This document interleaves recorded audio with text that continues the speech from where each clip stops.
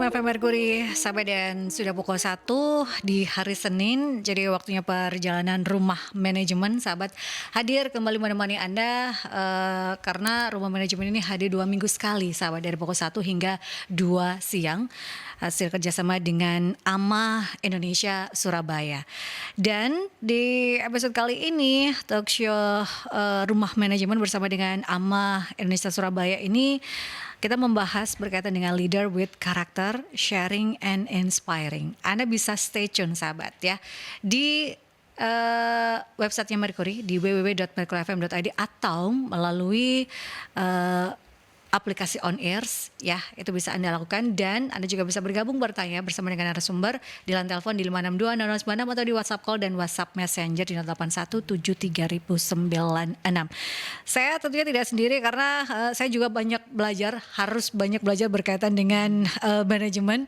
Ini sudah hadir Ibu Catur Emita Jani, owner PT Anugrah Efrata Jaya Abadi dan juga pengurus AMA Surabaya. Dan ada juga Pak Yanje Wongso, CEO serta founder PT Biru Semesta Abadi Pembina AMA Surabaya.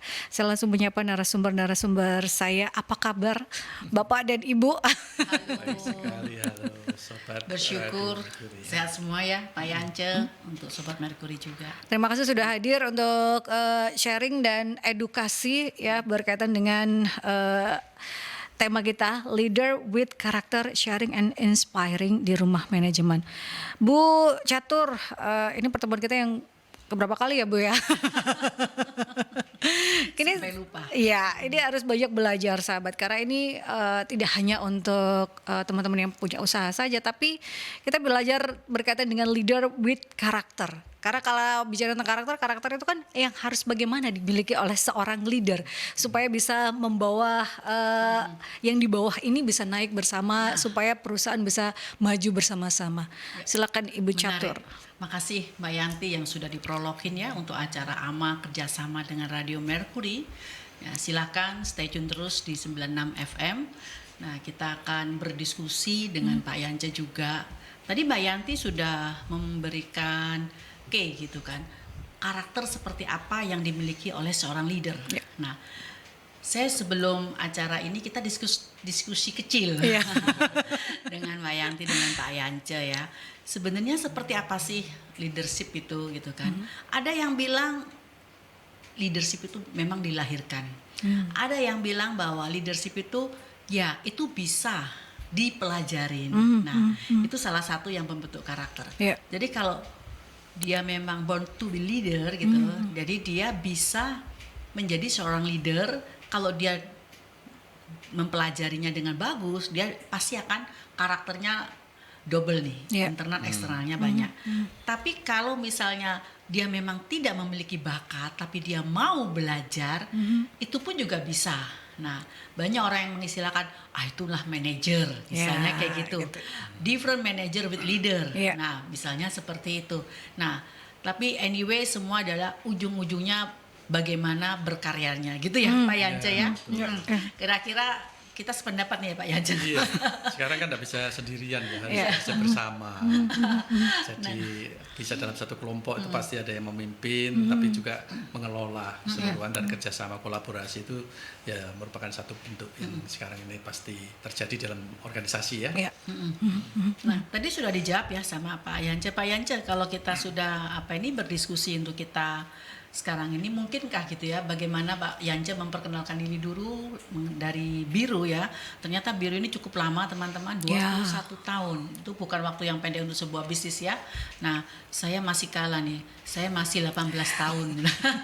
Pak Yance 21 tahun. 18 tahun aja jatuh bangunnya luar biasa Pak. Apalagi ini yang 21 tahun ya. Betul. Dan eksis sampai sekarang.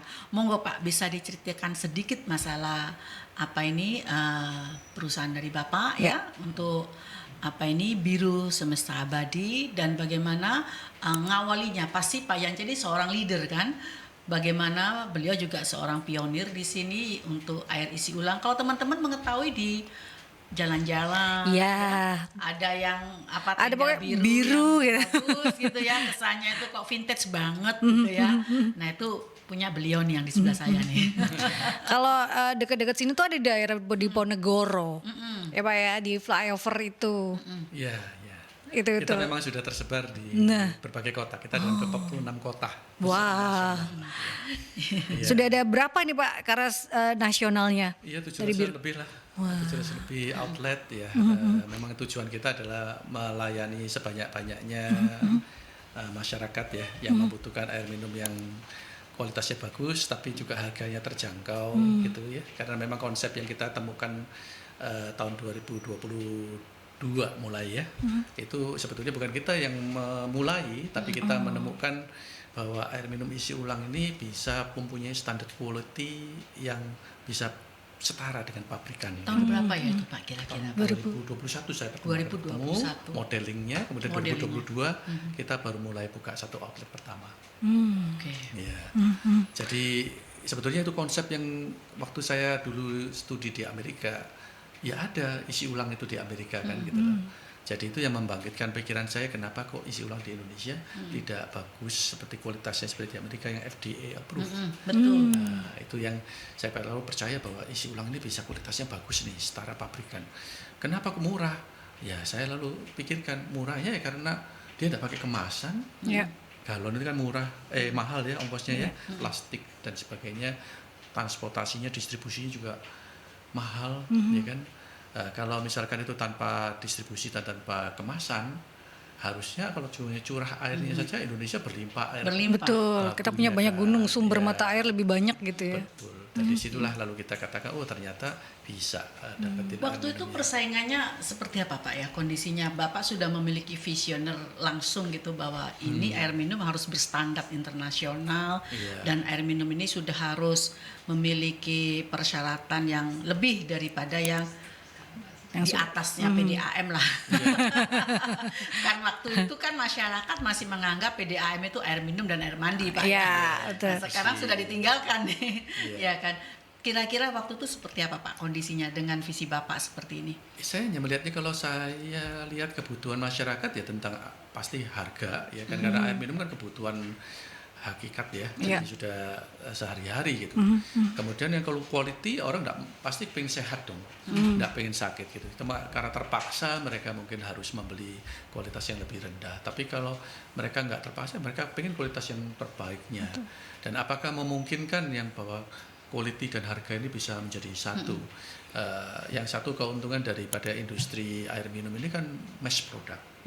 Mass product juga dari sisi quantity-nya itu kan luar biasa kalau kita satu hari butuh minum 2 liter 2 gitu ya. liter lebih betul untuk satu Dan orang ya Pak. Itu untuk minum konsumsi ya. Iya. Tapi untuk kebutuhan rumah tangga kita untuk Masak, dapur, gitu.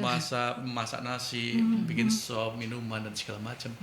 Itu kan juga butuhkan mungkin yang sama juga sekitar 1 liter 2 liter per orang gitu. Jadi memang pasarnya besar sekali Bu. Itu yang buat saya memikirkan pasarnya besar ya, pasarnya besar. Tapi yang dibalik itu kalau saya bisa memberikan quality yang baik dengan harga yang tetap terjangkau, tentu saja kan akan membawakan satu solusi yang betul-betul real solution untuk masyarakat. Dan itu yang membesarkan hati saya untuk mengejar itu.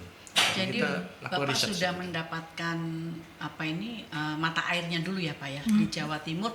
Apakah Biru memiliki mata air tersendiri Enggak. yang diklaim punya Biru? Enggak.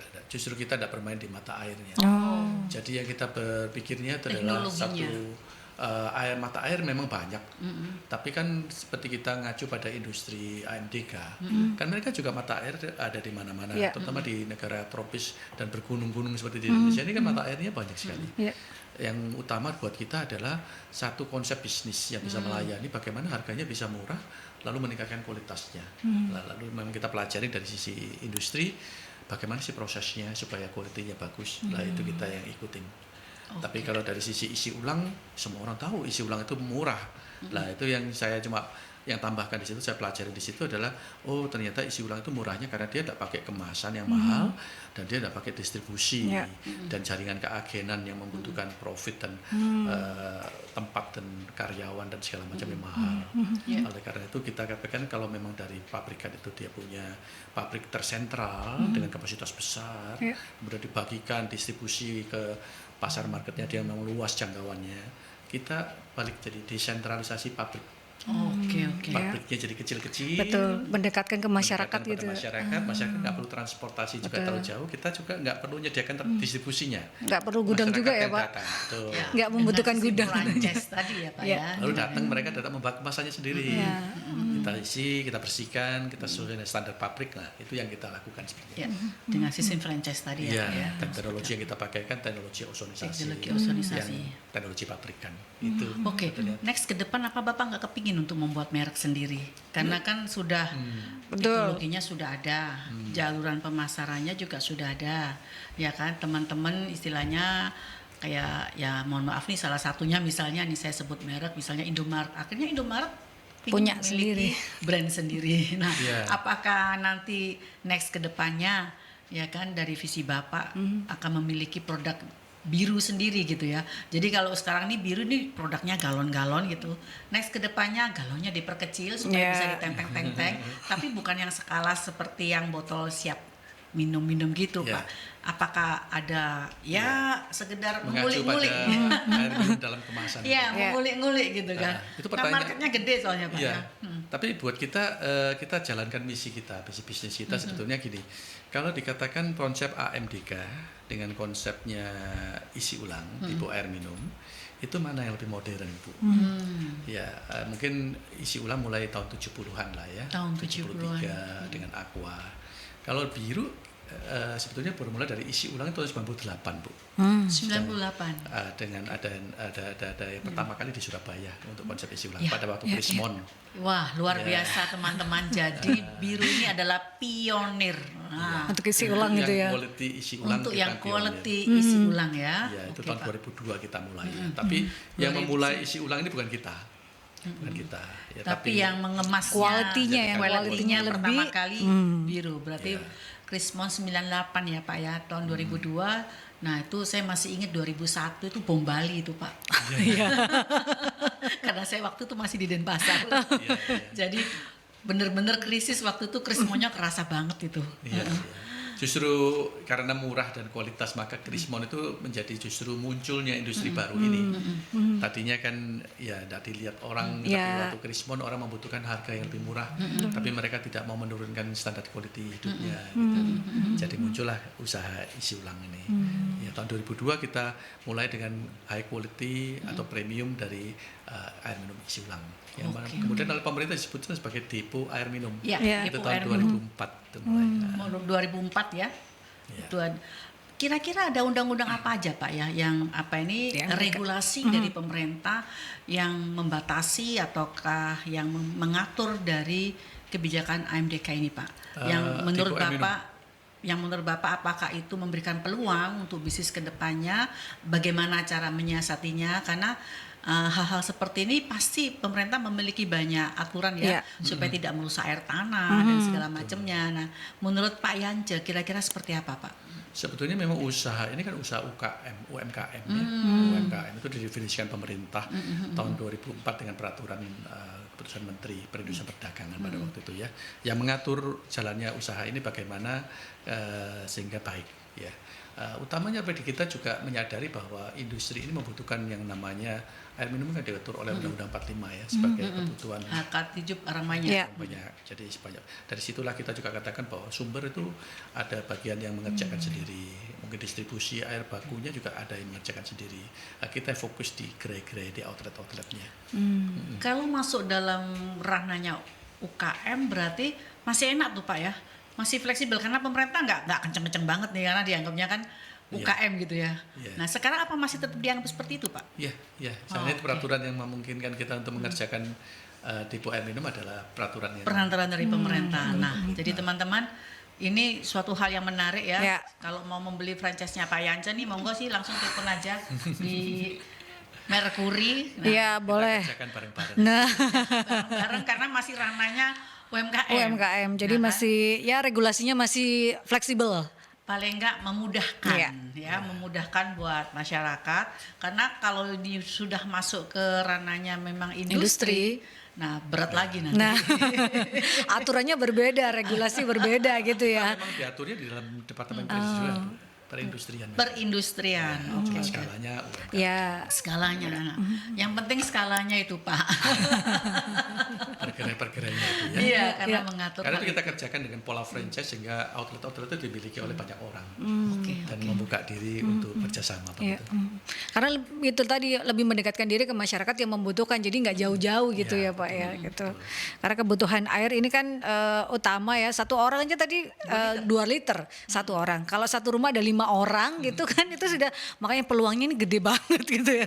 Dengan minuman yang lebih berkualitas lagi tapi isi ulang gitu ya, sahabat. Ini bisa jadi pilihan untuk yang pengen, saya ini ada nih, cuman bingung mau bikin, boleh hubungi Pak Yance. Terima kasih. Ini kalau bicara tadi tentang leadership, saya menarik tadi dikatakan apakah tidak terpikir untuk bikin yang minuman istilahnya dengan kemasan-kemasan yang lebih kecil lagi. Itu kan bicara tentang inovasi. Apakah inovasi dan juga visi dari perusahaan itu harus sejajar sih Pak, sebagai leader itu seperti apa? Iya. Kalau bicara tentang hal tersebut. Memang kita semua berangkat kalau memulai usaha itu pasti dengan satu cita-cita ya, satu pandangan ke depan, saya pengennya apa begitu ya. Yang kalau secara bisnis katanya sebagai visi gitu.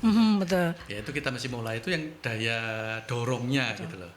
Tapi Goalnya gitu ya, Pak, iya, ya. tapi kemudian kembali lagi kalau kita mimpi aja tanpa dilakukan kerjaan planning atau kerjaan strategik yang lain, itu namanya kan mimpi di siang bolong. Iya. Jadi kita perlu analisa. Kalau donat bolong, Pak. Siang nggak bolong, Pak. Banyak orang yang lupa ya, Iya. setelah mimpi lalu tak kerja. Gitu. Oh, mimpi doang gitu ya, Pak. Ya. Karena tidur lagi. Lah kerjanya itu yang banyak membutuhkan tenaga ya dan banyak menggunakan Inovasinya.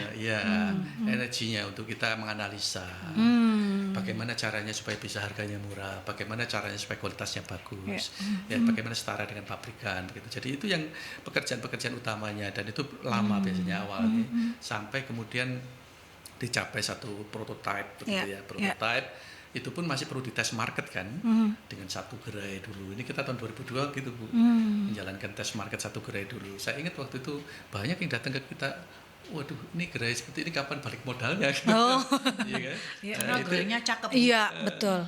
Karena kita memang menginvestasikan outlet itu dengan permesinannya memang untuk standarnya yang baik gitu kan gitu. Jadi pasti juga ada cost yang Betul. disitunya.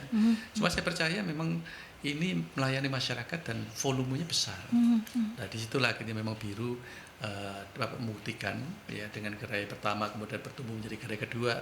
Franchise pilot project kita tahun 2003. 2003. Setahun setelah kita berdiri ada pilot project franchise kita oleh adik saya di Jakarta dan saya sebagai pembelajaran untuk kalau jadi franchisee gimana. Pilot project ya Pak ya. Oh iya, Pak Project. Jadi dari situ lalu kita mulai jalan itu masih dalam tahapan analisa, masih belum bisa kita katakan bahwa kita successful belum. Ya sampai tahun 2006 barulah kita ini bisa gitu ya karena adik saya dengan pilot projectnya bisa sudah berkembang menjadi 3 gerai, kita di Surabaya dengan 1 gerai tahun 2002 menjadi 4 gerai. Jadi saya katakan kita senang dengan bisnis ini, adik saya juga senang, pelanggannya juga senang. Ya dan kita mempunyai opportunity untuk mengembangkan dalam skala yang lebih luas. Lalu kita masuk ke pola franchise. Nah itu keputusan yang kita ambil pada Tepat tahun sekali. 2006 itu. Ya, tepat sekali. Pak, kenapa namanya biru, Pak? Apa Bapak pengagum warna Biru. gitu ya? Iyalah, itu satu hal yang saya suka memang warnanya. Tapi kalau waktu kita mikirin tentang merek kan kita pasti mikirin dengan asosiasi ya. Asosiasi air itu dengan apa sih? Salah satu dengan biru. Oh. Tapi kemudian kita mesti cek kan, sudah dipakai lain Betul. mana? Hak ciptanya gitu Pak ya. Karena pada waktu kalau Ibu tadi ngomong tentang merek, ya biru begitu kita dapatkan ya kita mesti daftarkan dulu. Haki gitu. Ya. Sekali kalau UMKM kan lupa ya. Ya. Dapatin merek, udahlah tak coba dulu. Tapi setelah terkenal, oh ternyata sudah punya Bingung. orang. Iya. Itu jangan lupa. Ya, Itu daftar kan tidak mahal kan daftarannya. Ya. Oke, sambil nunggu Ya, aja yang menanya. kita ke jeda iklan terlebih dahulu ya sahabat, dan sekali lagi Anda bisa bergabung bertanya bersama dengan Pak Yance Wongso, CEO dan juga founder PT Biru Semesta Abadi, pembina dari AMA Surabaya, dan juga Ibu Catur Erni Tajani, owner PT Anugerah Efrata Jaya Abadi, pengurus AMA Surabaya, di line telepon di 5620096 atau di WhatsApp call dan juga WhatsApp Messenger di 08173096 dengan tema kita adalah Leaders with Character. Jadi stay tune di 96 FM Mercury sahabat ya. 96 FM Mercury sahabat, dan perbincangan off air seru loh. Tapi perbincangan off air itu akan saya bawa on air karena saya mewakili teman-teman yang memang harus banyak belajar dari dua orang yang luar biasa ini sahabat ya. Pengalaman itu, kita belajar dari pengalaman itu yang mahal. Jadi kita misalnya kesempatan ini jangan disia-siakan ya sahabat. Saya mengajak Anda untuk bisa bergabung bertanya bersama dengan narasumber berkaitan dengan tema Leader with Character di perbincangan Rumah Manajemen bersama dengan AMA Indonesia Surabaya. Ada Pak Yance Wongso, CEO dan juga founder PT Biru Semesta Abadi, dan Ibu Catur Erni Tajani, owner PT Anugerah Efrata Jaya Abadi. Berkaitan dengan Leaders with Character, apa saja sih atau langkah-langkah untuk jadi leader yang baik? Tadi kan dikatakan bahwa leader ini ada dua hal, bisa dilahirkan, memang terlahir untuk bisa jadi leader, atau bisa dipelajari. Nah, kita kan tidak semua orang terlahir jadi leader ya Pak. Jadi kita mempelajari. Seperti apa Bu Catur? Iya, sama lah ya. Kita kalau semuanya juga akan belajar pasti to be better Yeah. terus ya. Nah, ini yang menarik nih Pak Yance. Ya, bagaimana mengarrange gitu kan ya suatu model ya. Kalau kita ini sudah punya visi gitu. Terus beberapa hal yang harus kita lalui untuk mewujudkan visi tadi. Tentu orang ingin mewujudkan visinya itu ya jangan lama-lama dong gitu kan. Terus anak zaman sekarang maunya instan, hari Ya. usaha besoknya untung. Betul. Kalau bisa besoknya sudah di IPO kan. Nah, itu mimpinya anak muda zaman Ya. sekarang. Jadi diskusi ini teman-teman, kami ingin menjembatani ya generasi zaman saya dan Pak Yance, jadi generasi zaman yesterday maksudnya. Dan generasi zaman Now. gitu. Now dan yes loh ya ini. Nah, jadi kami ingin menjembatani hal-hal tersebut. Nah, monggo Pak Yance, silahkan bisa menginspirasi teman-teman generasi zaman muda, karena Mercury ini juga didengarkan banyak anak-anak mudanya, apalagi Mercury juga membimbing banyak UKM-UKM. Nah, kalau kita sudah mempunyai visi, model apa gitu ya, yang harus kita lalui, yang setidak-tidaknya, ini kalau menurut persepsi zaman now ya Pak Yance, yang yojok suwe-suwe, nah kayak gitu Pak. Kalau teman-teman ini beruntung ya bisa mendapatkan intisarinya dari zaman generasi yes ini, yesterday ini. Monggo silakan Pak, dari model visionary itu kita start itu dimulai dari suatu mimpi, suatu visi, suatu harapan gitu kan. Nah, tentu aja harapan ini tidak masuk ke internal kita. Harapan pingin masyarakat Indonesia bisa terpenuhi kebutuhan air minum yang sehat, tersertifikasi dan bagus, dan berdampak kepada kesehatan yang bagus pula. Nah, visi dari Pak Yance seperti itu, dan beliau akan menerjemahkan dengan model-model dari leadership yang visionary itu seperti apa. Monggo Pak. Biasanya memang visi itu kan bisa kita arahkan untuk menjawab problema masyarakat ya. Dalam arti banyak sekali orang yang menderita atau merasa kesulitan di dalam satu hal, dan itulah fungsi daripada bisnis, fungsi daripada kita sebagai orang bisnis yang melayani mereka untuk bisa memberikan pemecahan masalahnya gitu ya. Dari situ yang saya katakan, saya melihat banyak sekali kalau ini produk ini murah dan kualitasnya bagus, murahnya sudah dapat, sekarang tinggal meningkatkan kualitasnya, tentu saja banyak orang yang akan terbantu. Dan kalau makin banyak orang terbantu, pasti mereka mau beli produk saya dong. Ya. Cuma itu kan berhenti di visinya, kemudian kita masih ngerjakan PR kita, menganalisanya bagaimana bisa murahnya. Apakah kalau saya tingkatkan prosesnya, mendapatkan kualitas yang bagus, apakah tetap murah? Apakah masih lebih mahal lagi? Karena skala usahanya terlalu kecil, misalkan begitu ya. Jadi itu banyak studi yang di balik layar. Dan itu makan tempo memang. Waktu saya tahun 2001 mulai, tahun 2002 waktu bulan 5 itu kita buka itu sudah terlambat 3 bulan, bangunannya sudah selesai, tapi riset kita belum selesai. Tapi kemudian juga diuji cobakan kan, dipraktekkan dengan skala kecil, ya satu outlet dulu, kemudian karena saya ngarahnya kepada bisnis franchise, saya katakan ini saya tidak punya modal yang besar juga, harus dikerjakan bersama-sama juga air ini untuk kepentingan banyak orang, ya. Seperti misalkan, bagaimana ngerjakan air bakunya dan segala. Dulu saya tidak kepikir itu karena saya pikirkan air minum rasanya bukan seperti itu sifatnya. Dan memang betul terakhir visi saya itu, pemikiran saya itu ternyata betul bahwa memang harus berbagi di dalam air minum ini, ya. Nah, dari setelah kita menganalisa mendapatkan satu prototipe model, kita uji cobakan di pasar, baru kemudian kita skalakan, scale up menjadi yang lebih besar. Menurut Pak Yance idealnya berapa lama Pak waktunya? Antara kita punya visi, terus kita uji coba, analisa, habis itu kita trial and error, ya kan, supaya bisa mendapatkan feedback. Bapak punya kategori kapan nih? Karena kalau kita trial and error terus, kita ngeper nih Pak, gak sempurna-sempurna, gak jalan-jalan gitu. Kalau memang mau masuk industri franchise, oleh pemerintah ditentukan sih peraturannya adalah 5 tahun, Bu. 5 tahun. 5 tahun. Itu tapi boleh prototipe franchise boleh ya, beberapa atau satu gitu boleh. Artinya franchisee kamu itu atau penerima waralaba kamu itu happy, kan pasti profitnya dia lebih kurang daripada franchisor atau pemberi waralaba ya, karena dia harus membayarkan sesuatu juga bagi hasil kepada franchisor. Ada minimal outlet nggak Pak selama 5 tahun untuk franchise?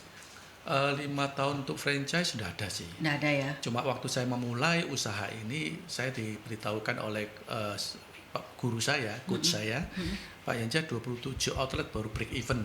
Nah itu kan salah satu bagian daripada studi ongkos ya. Studi ongkos bagaimana kita bisa mencapai target-target itu. Karena ini sebagai satu bisnis sendiri franchise. Gerai punya feasibility study, pada waktu kita franchise punya feasibility study. Tapi dari studi orang bisnis itu tidak boleh gambling ya. Betul. Tidak boleh hanya ambil sini tapi tidak ada dasarnya kan gitu. Karena yang kita lakukan sebagai orang bisnis adalah mengkalkulasi risiko. Artinya kalau sampai kita itu gagal, ya kita bisa move on masih. Tidak sampai fatal. Itu paling penting kalkulasinya ya. Karena kita kan hidup berlanjut terus toh. Ya ide boleh berganti, tapi kita harus move on. Itu orang bisnis seperti itu. Jangan lalu semua all out diberikan, lalu kita kalau gagal lalu sudah putus asa, secara mental, secara modal, habis-habisan begitu. Ini yang dimaksud dengan kalau kita mau berbisnis itu siap-siap rugi. Karena bisnis cuma 2, kalau nggak untung ya rugi. Betul. Jadi bagaimana meminimkan resiko ya Pak Yance ya. Nah meminimkan resiko ini dengan menghitung gitu kan. Meminimkan resiko berarti menghitung kerugian. Karena meminimkan resiko kita menghitung kerugian. Ruginya mungkin bisa besar loh Bu. Betul. Tapi dengan kerugian itu sudah saya kalkulasikan saya masih bisa lanjut. Jadi sudah ada plafonnya, ya kan. Nah ini kadang berbalik Pak dengan generasi zaman now. Kalau zaman yes ini yang penting menguasai market dulu Pak. Tapi kalau yang zaman now yang penting cuan dulu Pak. Nah ini kadang bertentangan gitu kan ya. Sehingga akhirnya menyebabkan generasi zaman now itu cepat bosen. Karena dianggapnya lama. Wah ini kok lama ya, ini sudah nggak ngecuan ya. Kalau sudah nggak untung ya sudahlah, aku akan cari bisnis yang lain lagi. Nah, cepat bosen, cepat puas. Nah, menurut Pak Yance trik-trik apa supaya generasi zaman now ini tidak dihadapkan pada masalah-masalah seperti itu? Karena kan sebenarnya bisnis itu circle terus Pak. Karena yang generasi sekarang ini kan pastinya nanti akan jadi leader yang baik juga gitu ya. Belajar kalau sudah dari awal dia memulai bisnis gampang bosen, gampang itu kan. Apakah itu ada punya karakter leader atau seperti apa? Tipsnya? Mungkin saya bisa ingatkan bahwa kita hidup itu melalui musim ya. Kita di Indonesia mungkin 2 musim, musim kemarau, musim penghujan. Sekarang musim nggak tahu. Musim panen dan musim paceklik Pak kalau di Indonesia Pak. Musim kemarau tiba hujan gitu ya. Muncul karena kita mulai orang tertarik melihat kita, tapi kemudian kita produk kita bagus, kemudian muncul kompetisi ya. Kemudian suasana ekonomi juga ternyata ada COVID atau segala macam. Itu kan berbagai macam musim. Kita tahu bahwa usaha yang bisa langgeng adalah yang bisa melewati berbagai musim itu. Jadi stamina-nya mesti jaga. Jadi jangan berpikir terlalu pendek. Harus teruji dulu lah. Teruji dulu, harus melewati waktu. Dikatakan bahwa startup itu kalau waktu saya belajar ya, 80% di Indonesia statistiknya itu gagal pada tahun pertama. Iya. Tapi kemudian teruji lagi pada 5 tahun pertama, katanya 80% dari 20% itu juga gagal. Ya, jadi hanya ada 4 di antara 100 usaha yang bisa melewati 5 tahun uji cobanya itu. Yeah. Nah, itu sebenarnya melalui apa? Melalui siklus musim itu. Berbagai macam, setelah dia berkembang baik, ternyata saingannya tambah gede, ada yang modal besar, ada bisa nggak dia menghadapi produk ini, bisa menghadapi, dan dia sendiri bisa menghadapi perubahan musim ini. Itu tadi. Kalau dia bisa melewati itu, berarti 5 tahun kalau yang orang katakan ya, berarti 4 di antara 100 itu bisa lewat, dia akan menjadi perusahaan yang bisa langgeng dan maju. Mbak Yanti, 5 tahun Mbak Yanti. Nah, kalau generasi sekarang itu kan serba instan ya. Kita malah yang sekarang adalah terlahir sudah banyak kemudahan gitu ya, banyak yang instan-instan. Sehingga kalau nunggu 5 tahun itu PR kadang Mbak Yanti. Itu seperti apa?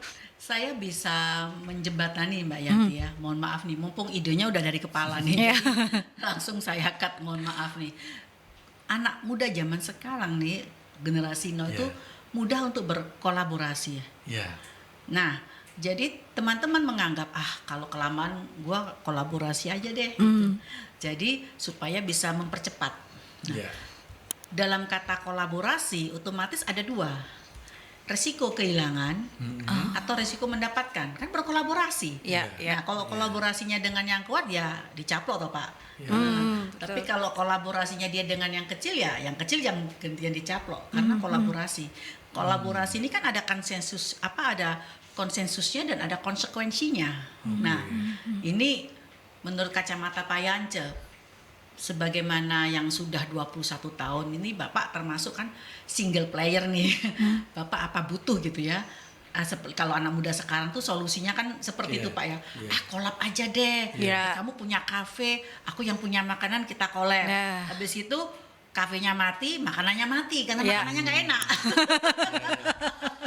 Kafenya jadi ikut mati Pak. Tapi kalau kafenya ramai karena makanannya juga ramai, jadilah Pak gitu kan. Nah, ada juga yang sudahlah, yang bisnis makanannya yang bagus, caplok aja deh, ambil aja deh yang lainnya. Nah, at least seperti itu. Nah, menurut kacamata Pak Yance ya, kolaborasi itu yang tepat pada saat seperti apa sebagai seorang leader akan melihat pada saat seperti apa kita membutuhkan suatu kolaborasi. Kolaborasi itu kan format ya, satu format seperti satu format kerjasama. Kerjasama itu pun juga masih diatur. Kalau enggak kan seperti tadi mencaplok dan segala macam itu semua masuk dalam faktor risiko kan. Saya bisa diambil atau saya bisa mengambil, itu potensi dan risikonya. Kita sebetulnya di franchise itu masuk dalam kolaborasi secara jelas, tapi yang struktur dalam satu format yang sudah teruji. Nah, kita memutuskan itu sebagai satu kerjasama usaha. Kita sekarang menangani 260 partner loh Bu. Ya, 260 partner itu kan pekerjaan utama saya yang mengelola partner sebetulnya. Bukan pada 260 partner teman-teman. Bagaimana bisa mereka itu happy, bagaimana bisa successful bareng-bareng. Lah, mengelola ini juga membutuhkan satu mentalitas dan kembali lagi mulai dari visi. Visinya kita mau kerjasama ngapain, ya kan? Apakah kita mau caplok-mencaplok atau kita mau gede bareng? Dan apakah kalau sudah gede bareng, apakah saya sendiri yang besar, yang lain tidak bisa besar, misalkan gitu. Nah, ini merupakan satu yang mesti kita pikirkan. Nah, waktu saya memulai ini, pertanyaan itu juga yang paling sulit Bu. Dikatakan, Pak Yance kenapa mau franchise? Mau ambil untung cepat, ya kan? Atau mau mengecilkan risiko, ya kan, dengan supaya penyebaran cepat, nanti setelah itu saya kuasai sendiri, ya kan. Jadi visi-visi itu yang menjadikan saya bertanya-tanya terus, jawab pertanyaan itu, mengapa kok mau franchise. Saya ngeri saya waktu itu, karena kita katakan banyak yang bisnis yang retail, rumah makan dan segala macam tidak mau franchise, karena apa? Bisa dicuri rahasianya, ya kan, kemudian bisa dicelakai juga, modalnya dia lebih besar, ide saya diambil, gitu ya. Itu kan merupakan satu risiko-risiko yang kita pikirkan juga dari sisi dan bisnis. itu semua secara legal sudah dipikirkan ya Pak, artinya sudah ada border yang Bapak sudah tahu ini bakal resiko seperti ini, law-nya seperti apa. Legal pasti, karena tapi buat saya legal itu adalah untuk pola pencegahan dan pola komunikasi. Tapi yang kita pikirkan dan teman-teman mungkin di dalam dunia bisnis secara umum mengatakan bahwa legalitas di Indonesia ini kurang efisien. Nah, itu dia. Banyak. Itu yang menakutkan. Nah, itu dia. Dan ketidakpastian ya.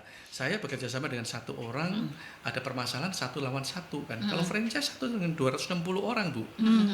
260 orang kalau 10%-nya 26 orang, 1 lawan 26. Nah, itu mengerikan.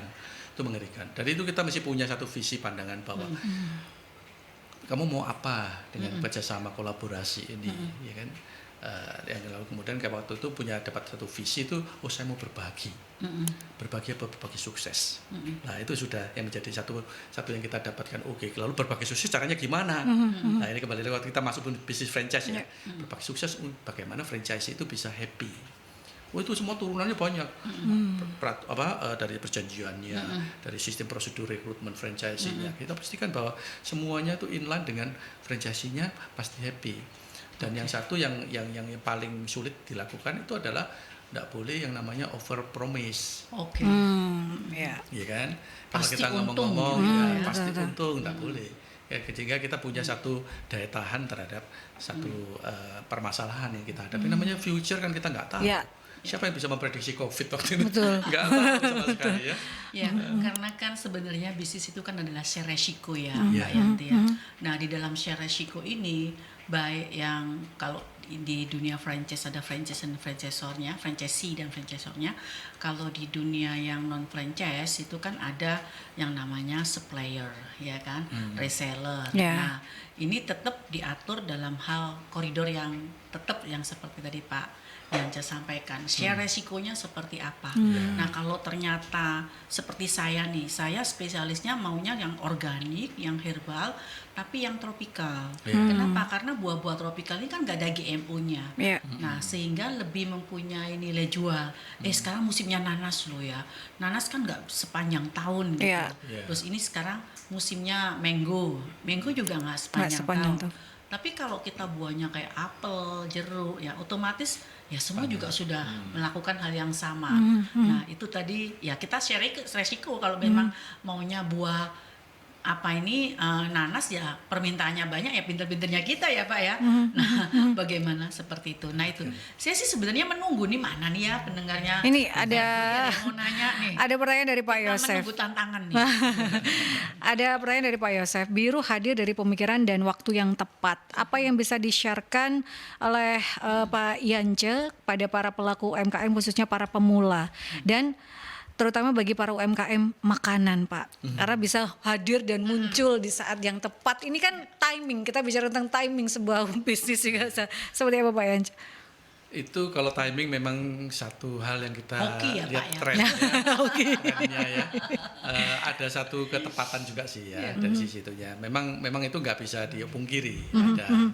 Ada masa-masanya lah, ada masa-masanya. Tapi kan kita bisa menciptakan itu juga dan menganalisa itu juga ya apa trennya sekarang. Dan justru kalau kita sebagai leaders yang tadi katakan kita itu mempunyai visi, itu kan berarti kita kan memprediksi future itu sekarang. Ya jadi kita persiapkan future itu sekarang. Menciptakan tren. Iya.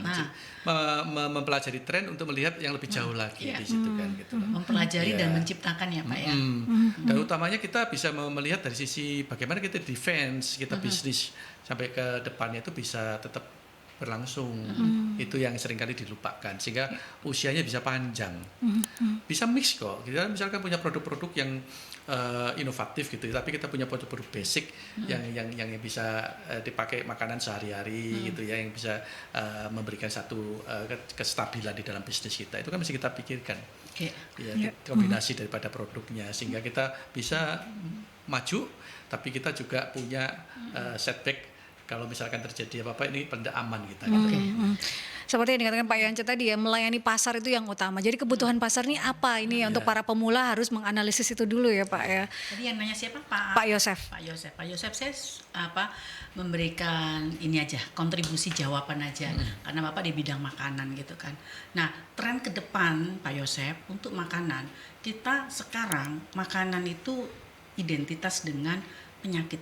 Nah, artinya apa yang kita makan itu bisa menimbulkan dampak kemudian penyakit kita. Nah, ini mungkin Pak Yosef bisa mengilhami ya, mendapatkan istilahnya mendapatkan insight dari acara ini. Bagaimana ke depannya bisnis makanan kita UKM itu makanan yang sehat, mengurangin misalnya kecenderungan penyakit gula sekarang dimulai dari anak umur 14 tahun, Bapak. Iya. Dulu itu data kita loh ya, data dari kementerian, bukan data dari Bu Catur dan Pak Yanca, Iya. Pak Yanti, enggak. Ya kan. Dulu orang penyakit gula itu sudah tua gitu. Oh iya, Umur makin 50. muda ya. Gitu. Iya. Sekarang makin mudah. Nah, ini tantangan buat Pak Joseph nih. Bagaimana yang tadinya orang tuh suka yang manis, kalau membuat produk, next Bapak katakan gitu kan, manisnya berapa persen.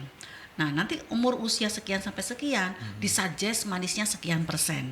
Nah, hanya menampilkan kata itu saja, itu sudah merupakan tren, Pak. Ini kebetulan saya penasaran banget ya, Mbak Yanti, dengan produk Teisi. Produknya Jepang Teisi itu. Teisi itu, produk teh itu ya. Ya. Kenapa produk teh itu 40.000 harganya saya beli. Iya, Saking iya. saya penasarannya, saya ikut antri. Nah, ini saya rasa-rasa nih ya, nggak apa-apa lah didengerin sama produsen biar Mercury lebih ngetop gitu. Ternyata yang membuat orang antri di situ, orang yang merasa semuanya butuh kesehatan.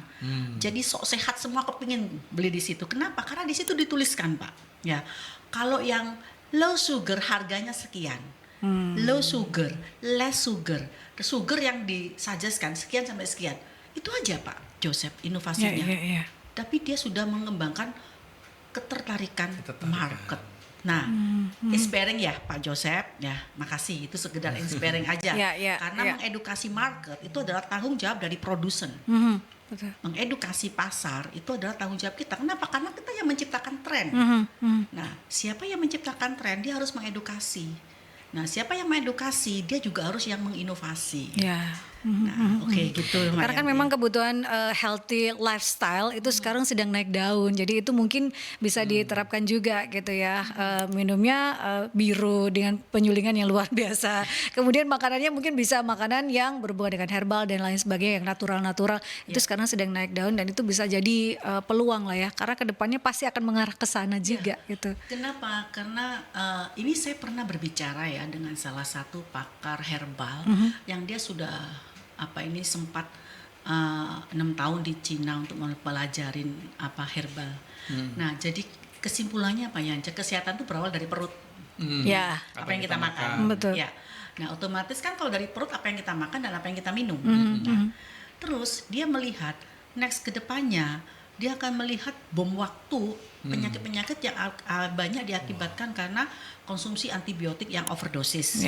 Dikit-dikit kita antibiotik. Dulunya antibiotik itu kalau nggak bener-bener gitu kan. Nah, sekarang karena kondisi ekonomi dan segala macam orang mau instan, udah antibiotik tuh dijual bebas. Akhirnya konsumsi obat yang berkelebihan itu next ke depannya jadi bom waktu. Karena banyak racun di dalam tubuh kita. Nah, teman tersebut menciptakan teh detox untuk mendetox. Nah, ini gambarannya seperti itu teman-teman. Jadi si teman ini memprediksi ke depannya dia sudah mempunyai data bakal terjadi bom waktu penyakit yang kira-kira itu tidak didominasi pada usia tertentu, less semua usia. Nah, menginspirasinya seperti itu Pak Joseph. Semoga menginspirasi Pak Joseph. Ini ada dari Pak Yahya, bagaimana menjadikan seseorang menjadi leader yang berkarakter dan bijak kalau jabatan leadernya diperoleh berdasarkan estafet dari generasi sebelumnya. Nah, cocok nih. Ini juga hampir sama dengan Bu Niken sih sebenarnya. Karakter leader yang harus dimiliki itu apa saja? Karena kan kalau dari generasi sebelumnya kadang itu hanya instan ya dalam tanda kutip. Apakah tahan mental itu juga yang utama? Nah, Pak Yance ini sudah mempersiapkan kaderisasi ya Pak ya, regenerasinya. Iya, di tim manajemen. Pas kalau begitu Pak. Ya, seperti apa? Karena ini langsung kan? Ya. Saya believer dari bahwa setiap generasi itu mempunyai satu peluangnya sendiri ya. Kalau kita katakan dengan Stephen Covey itu kan kita itu bisa punya pertinggal ya, kita bisa memberikan satu kebaikan yang kepada generasi-generasi berikutnya. Saya kira tiap generasi punya itu dan setiap kita punya itu sebetulnya. Bagaimana kita bisa unggul di satu hal dan mempunyai satu good name di situ ya, satu kontribusi yang berguna buat yang lain-lainnya. Contoh kasus misalkan McDonald ya, McD dia mempunyai satu restoran yang ramai sekali ya, tapi itu legacy yang dia punya. Oke, tapi yang kemudian menjadi memfranchise-kan McDonald bukanlah McD. Betul. Rick Rock ya. Dia punya legasinya sendiri juga. Ya kemudian Rick Rock juga tidak menguasai tentang finansial. Kemudian Harry Tanner yang Terakhir. ya Harry ya yang dia go-public-kan McDonald, dia punya legasinya sendiri. Tapi yang menjalankan McDonald ke seluruh dunia itu Turner sendiri. Betul. Ya, itu masing-masing punya legasinya sendiri. Jadi kalau kita katakan generasi ke generasi, saya lebih cenderungnya kepada bukan hanya sekedar keluarga ya, tapi kesempatan. Profesional. Dan saya katakan satu bisnis itu adalah satu entitas, satu organisme. Dia punya hak hidupnya sendiri. Saya selalu katakan siapa yang paling fit untuk membesarkan bisnis ini, untuk mencapai semua capacity kemampuannya dia, ya dia yang akan meneruskan begitu kan. Saya kira itu ya. Jadi jangan membatasi pada keluarga saja, pada entitas yang lain juga. Ini yang dari Bu Uni kan karakter leader seperti apa? Apakah tahan mental itu yang utama yang harus dimiliki oleh seorang leader? Tadi kan dikatakan leader bisa born to be, tapi sebetulnya kita lebih utama pada yang manage atau kita sebutkan sebagai satu business leader gitu ya, yang kita memang shape, kita bentuk. Itu ada model-model sih yang kita mesti ikutin ya. Kalau kita mengandalkan bahwa karakter saya adalah seorang yang kalem, saya seorang yang analytical, saya seorang yang pemimpi, ya, saya seorang yang pendorong gitu ya, yang selalu punya energi untuk menggerakkan, menjalankan, selalu punya apa selalu saya jalankan gitu. Itu kan pribadi ya. Saya born to be like that gitu. Tapi sebagai orang bisnis, kita tahu bahwa bisnis memerlukan semuanya itu. Semuanya itu kita perlukan. Jadi kita harus belajar dan kita harus, kalau kita tidak bisa menguasai, kita harus membentuk tim yang menjalankan fungsi-fungsi itu. Jadi saya katakan kita jadi memimpi dulu, kita jadi punya visi dulu. Tapi kemudian perlu menganalisa. Nah kalau kita tidak pintar menganalisanya, ya kita kolaborasi dengan teman kita atau kita bentuk tim untuk menganalisanya itu dan memberikan feedback ke kita. Kita datang ke konsultan dan sebagainya untuk tanyakan ini, belum evaluasi dong. Ya sehingga saya dapat punya keyakinan mimpi saya ini bisa nggak baik nggak gitu ya. Betul nggak sih mimpi saya itu. Tapi kemudian juga kalau terlalu banyak menganalisa lupa untuk mengambil keputusan. Nah, keputusan ini membutuhkan seorang karakter yang mempunyai kemampuan untuk memutuskan dan berani menanggung risiko. Calculated risk tadi itu. Dia bisa mengkalkulasi risiko kepada jalankan ini deh, tapi saya kasih tempo waktu sekian lama untuk saya buktikan apakah saya salah atau benar. Tapi perlu mengambil risiko, mengambil keputusan. Ya, setelah itu perlu kita juga orang yang punya karakter untuk mengeksekusi. Nah, menjalankan itu kadang-kadang orang bilang, bosen tiap hari kan gini-gini terus saja. Tapi ya kita perlu mupuk, perlu menyiangi, mencabut rumput-rumputnya, perlu memasarkan, menjalankan apa yang sudah direncanakan itu. Itu punya karakter untuk eksekusi, menjalankan seharian daripada bisnis. Nah, kalau misalkan itu misal ada problem, ya kembali lagi, mimpi lagi, maju lagi. Ya, itu ya. tadi. Siklusnya seperti itu yang seringkali orang lupa bahwa itu adalah leaders di dalam bisnis, harus lengkap semua personalitinya. Tidak bisanya, saya hanya pemimpin saja. Tidak akan jalan. Harus dilengkapi dengan kalau bukan oleh kita ya oleh tim tambahan atau partner misalkan begitu. Itu yang harus dimiliki ya, Bu. Jadi visioner ini adalah learning juga, Mbak Yanti, seperti yang disampaikan sama Pak Yance. Habis itu setelah eksekusi gimana ya? Dia akan mempunyai visi lagi. Artinya apa? Visi itu tercipta karena proses learning. Nah, di eksekusi inilah yang paling penting untuk mengetahui feedback dari visi yang dia sampaikan, yang dikerjakan secara teamwork tadi. Nah, feedbacknya ini akan menjadi inovasi. Kalau leader itu visinya itu nanti dikembangkan dalam bentuk inovasi. Nah, itu teman-teman. Jadi siklusnya selalu seperti itu. Jadi tidak cukup kita hanya bervisi saja, tapi visi juga harus ada feedback yang mengatur. Nah, kalau di perusahaan ya UUD ya Pak ya. Nah, ujung-ujungnya duit atau UDS saja. Ujung-ujungnya duit saja. Nah, sama ya ujung-ujungnya gitu ya. Ujung-ujungnya. Jadi gimana caranya suatu proyek itu omsetnya berbanding misalnya. Investasi yang dikeluarkan, ya aset yang dipakai, ya kan. Nah, ujung-ujungnya nih gimana nih bisa dipertanggungjawabkan. Nah, kembali ke laptop, kalau kita berbisnis kita selalu berbicara masalah itu tadi Pak ya, iya. resiko. Ya, ya. Yang disebut ukuran dari bisnis itu kan memang uang.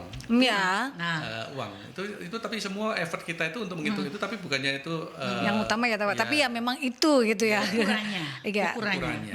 Karena bisnis kita pun diukur dari situ ya Pak Ya. ya. Semua kan diperhitungkan. Nah, perhitungannya dipakai uang itu. Ya. Tapi semua effort yang dikeluarkan itu untuk bisa dihitung ini berhasil atau tidak sih. Ya. Saya berikan satu hint juga. Lupa, tapi saya bukan seorang pemimpi. Saya tidak punya visi. Ya. Ya.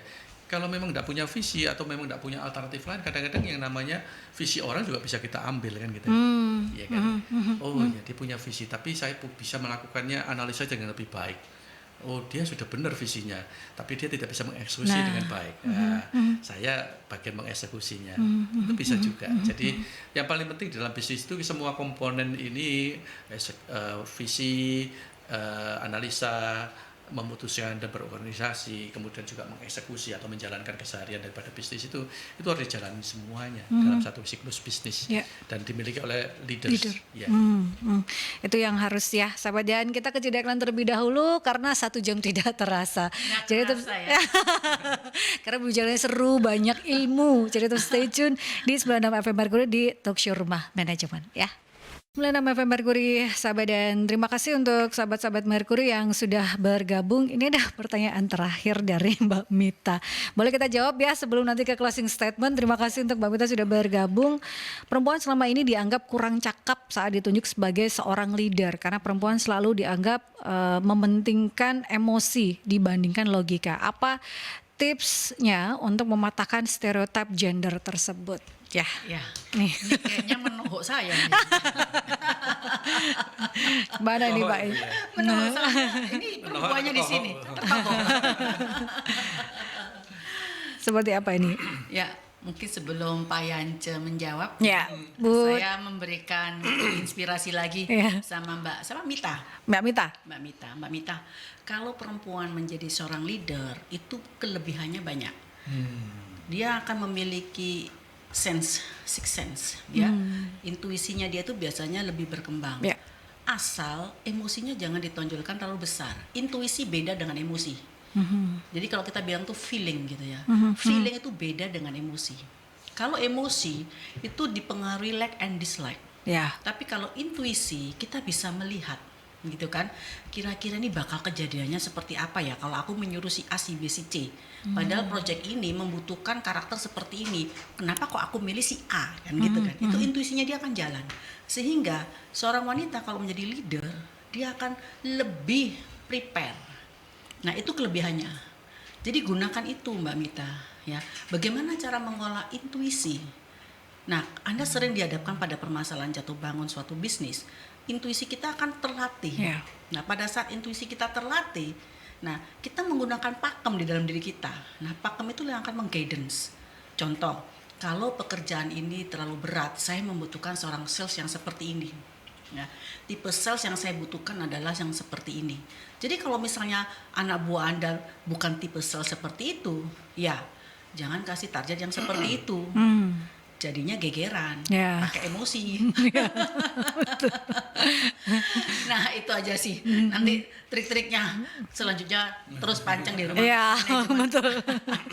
Seperti apa nih Pak Yance? Nah, ini kalau saya dari Pak Yance, monggo dari versi cowok. Iya, betul. Versi cowok ya. Saya kira gini, untuk memulai segala sesuatu itu kita pasti mulai dari emosi dulu. Tadi kan datang visi. Saya ingin, saya kepengen, saya pikir seperti itu benar. Padahal tidak ada buktinya kan gitu ya. Tapi selanjutnya baru dijustifikasinya dengan logika. Yang mungkin dari emosi diturunkan menjadi satu exercise untuk menghitung, menganalisa dan sebagainya. Jadi ingat, itu permulaan dari segala sesuatu adalah emosi. Dan kita menyangkut pada human beings, people, itu adalah tentang emosi. Justru kalau kita sudah sentuh emosinya, wah bisa bergerak kemana-mana tuh, ya kan? Melakukan apapun gitu. Asal kita sudah tahu reasonnya, yang lainnya bisa dikerjakan oleh siapapun. Saya kira itu. Jadi jangan berkecil hati bahwa justru emosi itulah yang menggerakkan dunia. Ya.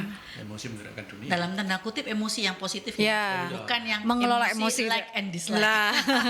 Tadi yang kalau saya terjemahkan itu bahasa taktiknya.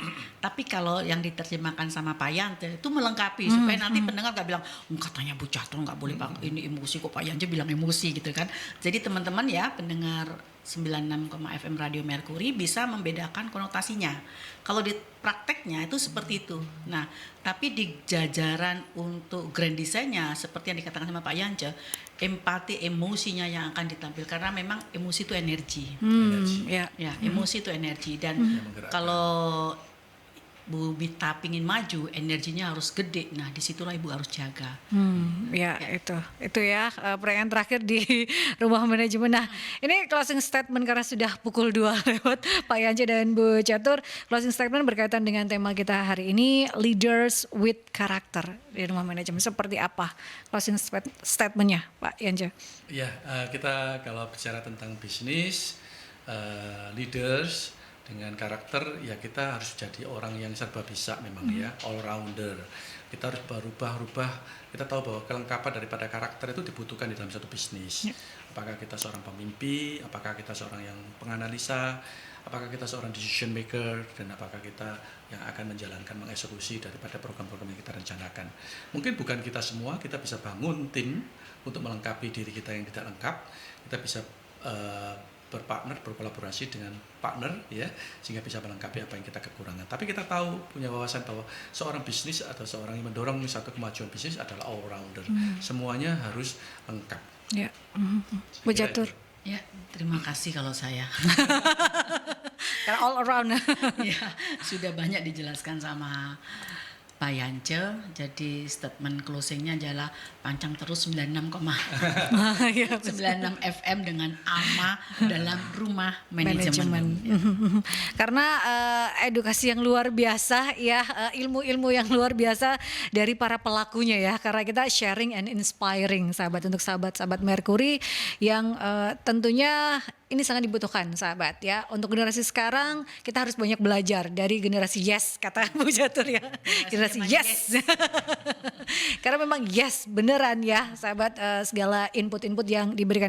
Terima kasih Pak Yance Wongso, CEO dan juga founder PT Biru Semesta Abadi, Pembina AMA Surabaya, dan juga Bu Catur Ernita Chani, owner PT Anugrah Efrata Jaya Abadi, pengurus AMA Surabaya, untuk segala inspiring story-nya, inspiring ilmu-ilmunya ini, karena ini yang mahal sahabat ya. Berapa SKS ya Pak ya? Iya, iya.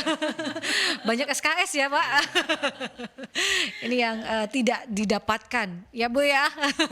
Ya, nggak didapatkan di universitas ya. Nah, kita ketemu lagi di perjalanan rumah manajemen selanjutnya sahabat, karena hadir setiap hari Senin dari pukul 1 hingga 2 siang.